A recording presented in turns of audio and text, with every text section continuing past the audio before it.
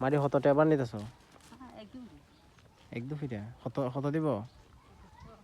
500?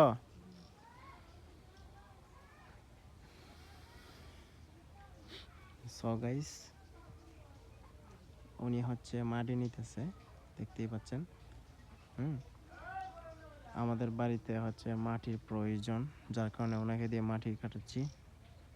আর মাটির নিচে মানে মাটি আনতেছে কোন জায়গা থেকে আমি হচ্ছে দেখিয়ে দিচ্ছি আপনাদেরকে। ওই যে হাওড়া মাঝখানে দেখতে পাচ্ছেন আপনারা, ওই যে একটা লোক মাটি কাটতেছে, দেখতে পাচ্ছেন। ওই লোকটার দ্বার থেকে হচ্ছে মাটি আনতেছে। তো ওনাকে লাগাইছি মাটি কাটা, মূলত হচ্ছে মানে সকাল 6টা থেকে মাটি কাটা শুরু করবে, আর জোহরে আজান দিলে শেষ হয়ে যাবে। উনি বলছে যে ওনাকে 500 টাকা দিতে। তো আর দেরি না করে মাটি কাটা লাগিয়ে দিলাম ওনাকে। আর এলাকাটা দেখুন, হাওয়ার কিন্তু পুরা খালি একদম। আর ওই দিকে হচ্ছে গাড়ি দিয়ে হচ্ছে মাটি কাটানো হচ্ছে, আপনারা দেখতেই পাচ্ছেন ইতিমধ্যে। ও যে গাড়ি,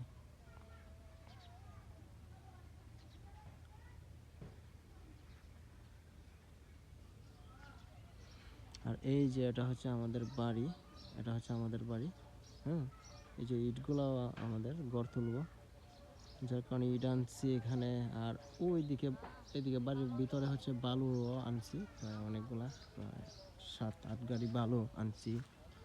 আর এখানে ইট রয়েছে এরকমই 5-6 গাড়ির মতো। আর আমাদের বাড়ির লামা যে জমিটা রয়েছে, এটার মধ্যে দেখুন কিন্তু পুরোটা খালি, কারণ ধান কাটা শেষ হয়ে গেছে, এখন খালি অবস্থায় পড়ে আছে। কিছুদিনের মধ্যে হচ্ছে ওই যে একটা মেশিন দেখতে পাচ্ছেন আপনারা, এটা দিয়ে হচ্ছে পানি ছাড়বে। পানি যখন জমিতে আসবে তখন হচ্ছে হাল চাষ করে এখানে আবার ধান ফলানো হবে। তো এখন জমিটা খালি, এখানে হচ্ছে দেখুন কাপড় টাপড় নেড়ে দিছে মানুষ।